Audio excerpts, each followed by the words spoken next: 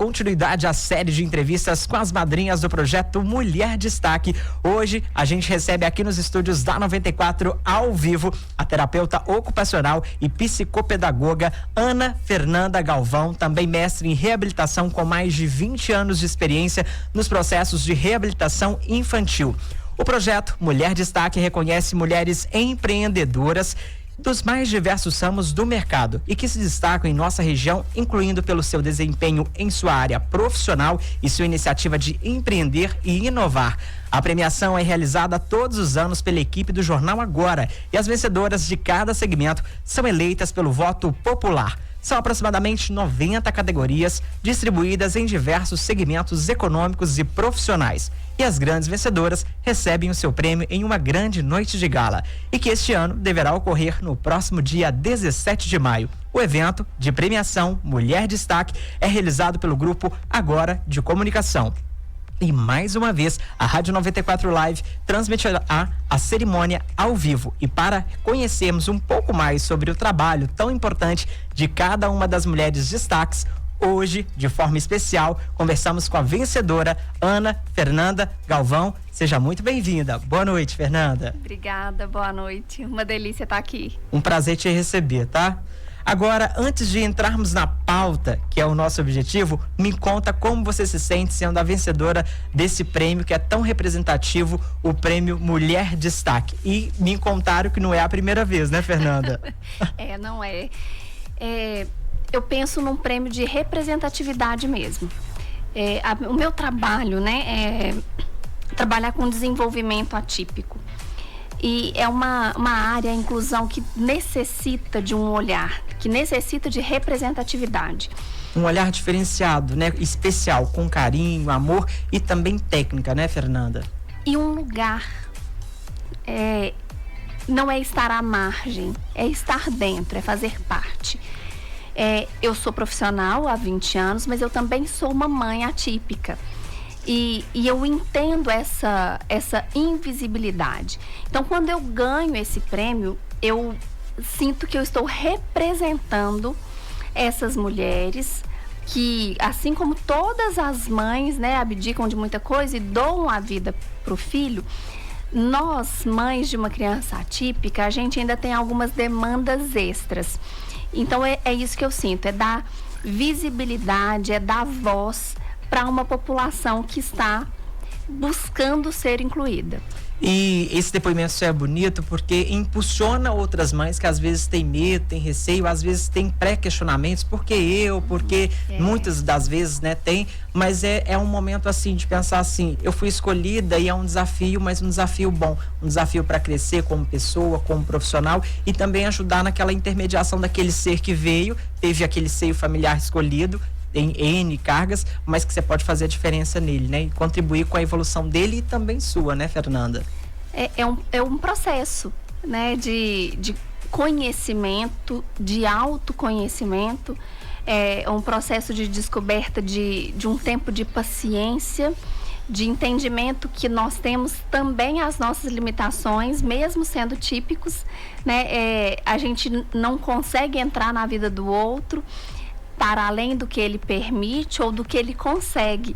Então, é um exercício mesmo de coragem, de persistência, de amor, de entendimento. É um conjunto, né? É um processo. E confie no processo, não é mesmo? Isso. Agora, sobre o nosso tema, eu queria muito que você contasse aos nossos ouvintes da 94 sobre um tema que está muito em voga. Dia das Mães já está aí, próximo domingo. Sobre primeiro, contar pra gente o que é uma criança atípica, pro pessoal de casa que ainda não sabe, e a importância de realmente conhecer essa temática e a invisibilidade da mãe de uma criança atípica, porque às vezes a gente se preocupa muito com o cuidado da criança, que é muito importante, mas às vezes a gente negligencia a própria mãe, o curador, o tutor que está ali também precisa de cuidados, né? E orientações, né, Fernanda? Sim.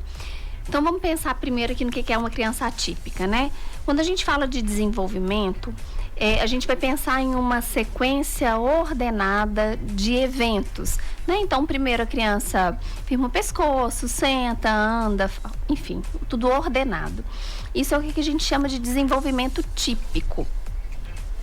por algum motivo, ou por um transtorno do desenvolvimento, ou por uma síndrome, ou por uma questão neurológica, essa criança pode ter esse desenvolvimento acontecendo de uma forma diferenciada. E isso é um desenvolvimento atípico, né? Que ele está fugindo do que é esperado para aquela criança naquela idade. Então, é pensar que existe ali, por algum motivo, um atraso nesse desenvolvimento. E essa percepção e esse diagnóstico mais cedo, né? Porque às vezes o pai, né, que talvez não seja profissional, ele talvez não tenha esse olhar tão específico para saber que aquela criança não está naquela fase, ele deveria estar com algumas habilidades, algumas funções, sejam de comunicação, motoras, mas ele está talvez atrasado e precisa desse olhar diferenciado. O diagnóstico precoce faz a diferença, principalmente para a vida adulta desse indivíduo? O diagnóstico precoce, ele faz muita diferença, né? A gente fala que os primeiros anos de vida, eles são a fase de ouro do desenvolvimento. É um momento onde o cérebro está em constante transformação. Então, é o melhor momento para a gente poder estar fazendo uma estimulação. Sempre intervir num sentido precoce é mais interessante do que num sentido de reabilitação. Entendi. E para o pessoal de casa também ter uma referência e tal, dentro das crianças atípicas, aí nós temos o TEA, o transtorno do espectro autista, o síndrome de Down, a paralisia cerebral, transtorno de déficit de atenção e hiperatividade, todos entram nesse bojo de atenção e curadoria especial? Sim, todos entram. E eu queria também aproveitar esse momento, e antes da gente falar da invisibilidade das mães, aproveitar esse tema também para a gente falar um pouquinho do TEA, né? Que é essa condição neurológica que afeta a comunicação, o comportamento ou as habilidades sociais, que pode manifestar-se de várias maneiras em diferentes graus de gravidade, não é mesmo? E aí tem o leve, moderado, não tem? Eu queria que você explicasse um pouquinho pro pessoal de casa, porque é um olhar diferente, né? Que a gente também tem que ter que estar nesse grupo que merece total especial cuidado, né, Fernanda?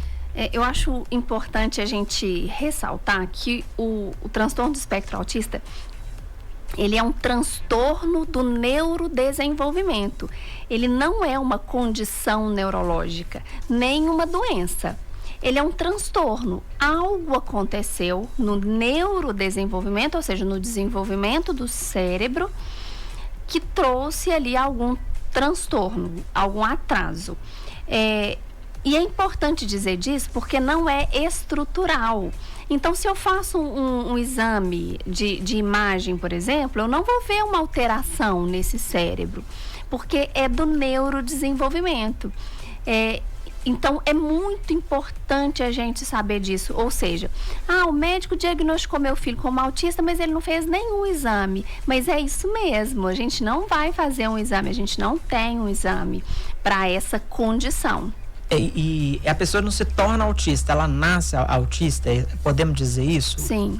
Porque às vezes as pessoas falam, meu filho agora virou autista, né? Não, mas ele já nasce com essa condição, entre aspas, né? Vamos falar assim, condição. É isso, né? Mesmo, é essa condição. O termo certo é esse. Agora, aproveitando esse tema, agora vamos falar um pouquinho sobre a invisibilidade das mães, que muitas vezes ficam negligenciadas porque deixam de lado. Às vezes as mães já fazem isso de forma natural, mas quando a criança tem essa condição especial, isso pode agravar um pouco mais. Eu acho que quando a gente fala dessa invisibilidade, né, a gente pode falar assim, a invisibilidade do trabalho materno, ponto. De forma geral. Que é aquele trabalho que não é visto, que não é remunerado, que não é valorizado, né? Que é o trabalho do cuidado. Porque é implícito nesse inconsciente coletivo que a mãe cuida. E a mãe, quando ela se torna mãe, ela é somente mãe. Mas a gente precisa de lembrar que essa mulher, ela é, além de mãe, mulher. Ela é também filha, ela também é amiga. E aí, essa invisibilidade, quando a gente fala disso, é que a demanda dessa criança, ela é tão grande, leva para terapia, faço exercício de terapia em casa, escola, tá difícil na escola, eu tenho que me desdobrar para dar conta dessa criança na escola, de auxiliar essa criança na escola. Que essa mulher acaba perdendo a possibilidade de desempenhar outros papéis.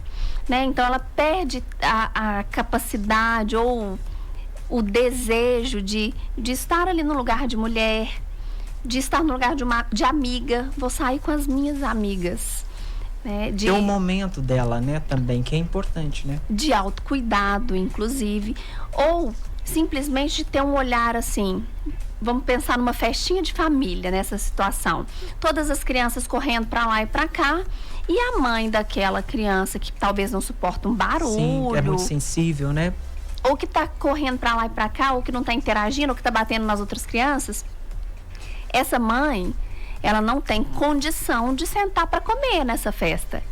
E quando a gente fala dessa invisibilidade, é porque não tem aquela pessoa que fala assim: vem cá, vou ficar com ele para você sentar um pouco. Sim, esse suporte, essa rede de apoio, né? Porque muitas vezes faltam, porque o pai sai, os filhos talvez maiores saem e acaba quem fica responsável é a mãe, né? Exatamente.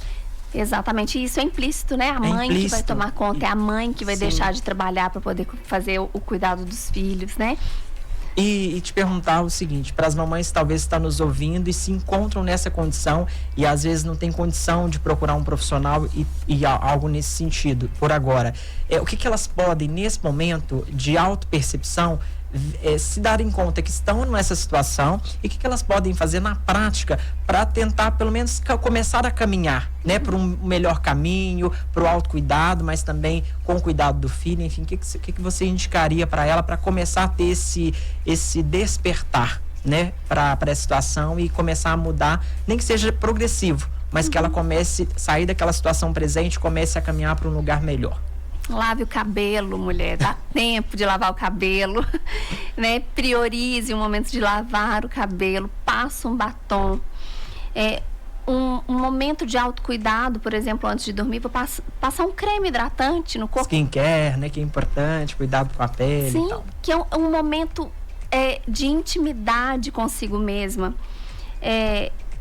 Uma leitura, um filme no Netflix. A gente não precisa de fazer coisas extravagantes, nem extremamente caras. Um chazinho antes de dormir. Um carinho em si mesma. E entender que talvez esse momento ele só vai acontecer na hora que todo mundo tiver dormido. Mas é importante esse tempo de autocuidado, de olhar para si mesma, de olhar para o espelho e falar assim: eu sou linda, né? Isso é verdade. E eu tô dando conta de tudo. Sentir orgulho, né, de conseguir gerenciar, porque não é fácil, todas essas demandas, né, de mãe, esposa, profissional, porque muitas trabalham também, sim. Enfim, muitas atividades, né, Fernanda? Muitas, mas lave o cabelo, mulher, não deixa o cabelo sem lavar. Outro dado que chamou a atenção, que a gente até trouxe para cá, do Instituto Baresi, que 78% dos homens abandonam as mulheres quando descobrem que a criança tem alguma deficiência. Sim. Existe uma sobrecarga emocional, claro, e de acúmulo de responsabilidade sobre essa mãe, né, Fernanda? Queria que você comentasse sobre isso, né, porque às vezes a gente até antecipou, né? Culturalmente ou socialmente é até aceitável que a mãe sempre fique com o filho, a gente sabe que tem guarda compartilhada e tudo, mas socialmente, ainda na prática, quem fica responsável é a mãe, né? A grande maioria, o que a gente vê na prática, né? Que a gente vê na clínica, a grande maioria é a mãe. É a mãe que está ali à frente das terapias, das estimulações, dos cuidados. E isso vai muito de encontro àquilo que a gente estava dizendo anteriormente, né? Dessa mulher se ocupar apenas do papel, não é apenas, né? Mas dela se ocupar desse papel principal, de ser mãe. Né? Ou totalmente, integralmente desse papel de ser mãe e cuidar, né? E aí acaba que vai perdendo a própria identidade, né? Quem é você? Eu sou mãe do fulano. O que você faz? Cuido do fulano. É muito importante você estar dizendo, porque é interessante também que você está dizendo, porque as mulheres principalmente, né? Você pergunta, mas é fulano de tal, esposa de tal, ou mãe de tal pessoa. Acaba que ela perde a sua própria identidade, né? E Sim. passa a terceirizar isso pro filho ou pro esposo. É importante essa auto-identidade retornar para ela, como talvez na época de solteiro ou algo assim, para que ela se reconheça novamente. Sim. Claro que de uma outra forma, mais madura, em um outro cenário, mas isso é importante também para a autoestima, e eliminar essa carga emocional, né? Isso é tão desvalorizado, é de fato tão invisível, que a gente pergunta assim, às vezes numa anamnese, né? A gente está fazendo uma avaliação inicial, a gente pergunta para essa mulher assim, o que você faz? Não faço nada não trabalho não. Me conta seu dia. Aí eu deixo ela falar, eu falo, fiquei cansada pra você. É muita tarefa, é muita demanda. E olhar para isso, valorizar isso é muito importante. É verdade. Vamos trabalhar nisso, com certeza. E a gente já está fazendo isso, que é a divulgação, levando conhecimento para as pessoas, isso já faz a diferença. É o start, é o florescer nesse sentido. Aproveitando ainda nesse gancho, sono, alimentação e atividade física podem ajudar essa mamãe que está lá com essa ultra carga pesada. Isso contribui para uma saúde melhor, tanto uma saúde física quanto também psicológica, Fernanda? Contribui muito. E eu sei que a resposta dessa mãe é: não tenho tempo. Sim, sempre, né? Eu sei que vai ser essa a resposta. E vale a pena, às vezes, a gente pensar que esse tempo a gente vai ter que cavar para encontrar mesmo esse tempo. E começar com 5 minutos, né? Então, eu posso dormir um pouquinho mais tarde, mas preparar uma alimentação mais saudável para o outro dia. Eu posso também aproveitar para fazer uma meditação ou ligar numa zumba lá no YouTube e fazer esse momento, porque essas são as respostas, né? Eu não tenho tempo, eu não tenho dinheiro. E não é dessa ordem quando a gente fala da qualidade de vida, dessa vida com uma qualificação, né? A gente pensar nisso, de um cuidado até espiritual, sim. Né? Eu já ouvi mãe falar assim: eu deito tão morta que eu não dou conta de rezar. Esse trio, né, é importante, né? Quando a gente fala de corpo, mente, a função cerebral, sim, e a consciência, esse cuidado que a consciência pode ser a parte espiritual, essas 3 dimensões é muito importante a gente ter todos os copinhos todos equilibrados para uma não sobrecarregar a outra, né? Poderia ser também um equilíbrio, né, Fernanda? E a gente lembrar que tem aquela história, né? As pessoas, quando estão pegando um voo, a aeromoça fala: se houver despressurização, acontecer alguma coisa, você coloca a máscara primeiro em você. Sim. Depois você salva o outro. Então não adianta esse filho tá lindo, limpo, impecável, comendo do bom e do melhor, e essa mãe estar com a autoestima destruída, extremamente cansada, precisando aí de autocuidado. Não adianta. Filhos não querem pais perfeitos. Filhos querem pais felizes. Então, uma mãe que se cuida, que tem um sorriso ali, ela vai transmitir essa segurança para a criança. Ela vai permitir que essa criança seja também feliz. Porque não é verdade aquele clichêzão assim, o exemplo arrasta? Sim, e como? Lindo isso que você disse, porque a gente é energia, né? E acaba que quando eu estou bem energizado nesse sentido de autocuidado, de preservação, acaba isso reflete para a criança, né?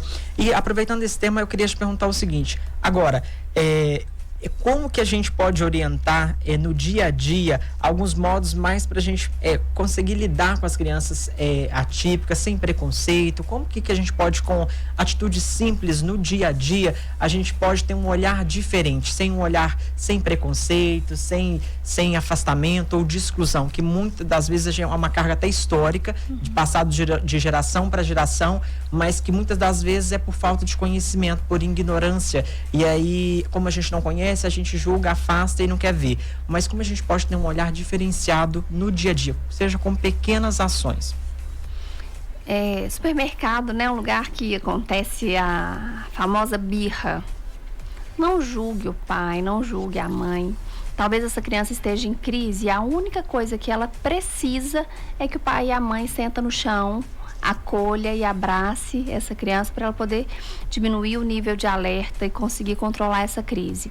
Então, acolher os pais também, que não é fácil, né? O olhar da recusa é um olhar que fere profundamente. Quando a gente se sente rejeitado, quando a gente chega em algum lugar, é algo extremamente constrangedor, doloroso, né? Quem nunca somos passou seres por sociais, isso? né? Então acaba que quando você foge do bando, do grupo, até adoecemos, né? Porque Sim. nós somos seres sociais. Agora, é importante também, é algo que definitivamente não se deve fazer. De tudo que a gente já disse, também não deve, né? Você acabou de falar. Mas tem algo principal que você destacaria, que é algo que a gente não deveria fazer de jeito nenhum, que é quase intolerável, impermitível se fazer, seja com gente olhando ou gente não olhando, mas que não deveríamos fazer? Tadinho dele. O que ele tem? Isso. Porque o sentimento de dó não leva a nada. Até a raiva tem algo positivo, mas Sim. o sentimento de dó, piedade, não tem esse encargo de gerar uma progressivo, algo que vai evoluir ou vai ajudar o outro. É porque essa pessoa não tem necessidade dessa pena, ela tem habilidades, ela tem potencialidades, ela é capaz de fazer inúmeras coisas que você não faz. Então, esse sentimento de ter pena de alguém pelo simples fato que ela é diferente de você, isso tá errado. E para uma mãe, para um pai ouvir tadinho dele, o que ele tem, é algo extremamente desconfortável, para não te dizer agressivo. Então, essa é uma frase que deve ser evitada. Outra frase que deve ser muito evitada, agora essa para mãe. Você é uma mãe especial, você foi escolhida por Deus. E aqui eu não estou entrando em mérito de religiosidade, nada disso. Porque talvez possa ser exatamente esse o conflito que essa pessoa está vivendo, né? Então a gente precisa de ter acolhimento, empatia. Se você pode oferecer uma ajuda, ofereça. Mas até para oferecer ajuda, você precisa de saber se essa pessoa precisa da ajuda que você quer oferecer, né? A gente vive num mundo que exige da gente uma perfeição. Sim. A maquiagem, a sobrancelha em dia, o cabelo principalmente arrumado. Quando se trata da mulher, né? Porque isso é mais cobrado principalmente da mulher. Sim. Sempre foi e atualmente, com os dias, isso ainda é muito persistente, Sim. né? É latente ainda muito na nossa sociedade, né, Fernanda? Equilibrar todos os pratos, né? Academia, alimentação saudável, dar conta dos amigos, dos dar filhos, conta de da casa. tudo, né? Não tem jeito, não damos conta. Somos humanos, né? Você falando da diferença, de uma forma geral, nós somos semelhantes, mas todos nós somos diferentes, com cada um com a sua peculiaridade. E isso nos torna, para mim, ao meu ponto de vista, não sei se é o seu, mas você me conta, isso nos torna a beleza humana. E a gente pode aprender com a diferença do outro, não é mesmo? Eu concordo, eu acredito muito nisso, só que, por outro lado, lidar com o diferente denuncia o que falta em nós. Sim, verdade. Que às vezes a gente não vê em nós, mas vê no outro, que é muito mais fácil. Mas aquilo que está no outro pode ser algo que eu tenho, que eu não consigo enxergar, mas que eu preciso tratar em mim, não no outro. Isso. E essa é a grande dificuldade da inclusão, de se lidar com as diferenças. A gente esbarra na nossa própria impotência. E aí a impotência não é com o outro, não.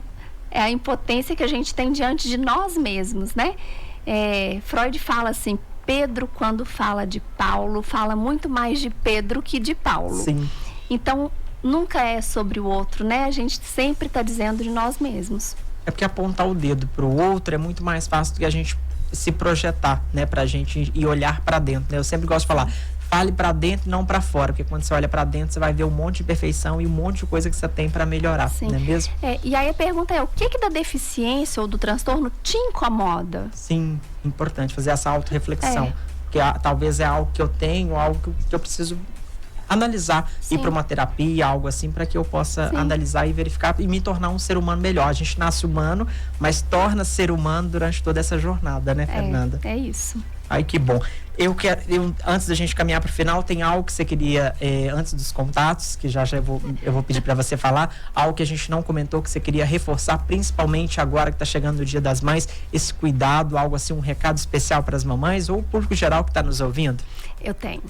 Então diga, por favor. Eu queria dizer para cada uma das mães que estão nos ouvindo, você é a melhor mãe do mundo para o seu filho. Ele não poderia ter uma mãe melhor que você. Então, se acolha, não se culpe, valorize tudo que você fez até aqui. Perder a paciência faz parte, gritar faz parte, mas você é maravilhosa, pode ter certeza disso. Ai, que bom. Agora, para as pessoas que estão em casa e gostaram do nosso bate-papo, que foi muito legal, eu quero que você passe também, eu sei que você vai receber o troféu Mulher Destaque no próximo dia 17, com todo o mérito, mas até lá, nossos ouvintes já podem acompanhar o seu trabalho e suas orientações através das suas redes sociais, do Núcleo de Estimulação e Desenvolvimento Infantil, Oficina do Brincar, que você trabalha lá, né, oficialmente e é a responsável administradora geral. Como que eles fazem para te encontrar, ter acesso, às vezes querem visitar para conhecer o seu trabalho, conhecer de perto mesmo, como fazem? Como podem te encontrar? Eu vou deixar meu Instagram. Por favor. É arroba Oficina do Brincar, ótimo, da clínica, e o meu @Ana Fernanda Galvão. Lá tem os links, né, de telefone, então pode entrar em contato com a gente também responde as mensagens que chegam pra gente no Instagram. E indo na clínica também, a gente está à disposição para acolher todo mundo que chegar lá. Importante que o núcleo conta também com uma equipe multidisciplinar e interdisciplinar, né? Como gastropediatra, fonoaudióloga, psicóloga, fisioterapeuta, terapêutico ocupacional, pedagogo, um time um time profissional que está lá prontos para atender, né, Fernanda? Essas necessidades em geral. E aproveitando também, antes da gente encerrar, não só essa parte que a gente disse, mas também, às vezes, algumas síndromes raras também, que os pais, às vezes, têm alguma dificuldade, algo assim. O núcleo também pode ajudar esse papai, essa mamãe que está lá nos ouvindo em casa. Fala um pouco mais sobre isso. Eu costumo dizer assim, a gente não atende diagnóstico, a gente atende criança. Então, essa criança, independente de qual a condição diagnóstica que ela tenha, ela é o João, a Maria, né, a Fernanda. Então, essa é uma criança com necessidades únicas dela. Então, a gente vai avaliar essa criança, acolher essa criança que faz parte daquela família. Então, é para além do diagnóstico. Perfeito. Fernanda, a equipe da 94 agradece a sua participação e até uma próxima oportunidade. Muito bom te receber aqui nos estúdios, tá? Eu que agradeço muito. Obrigado pela participação.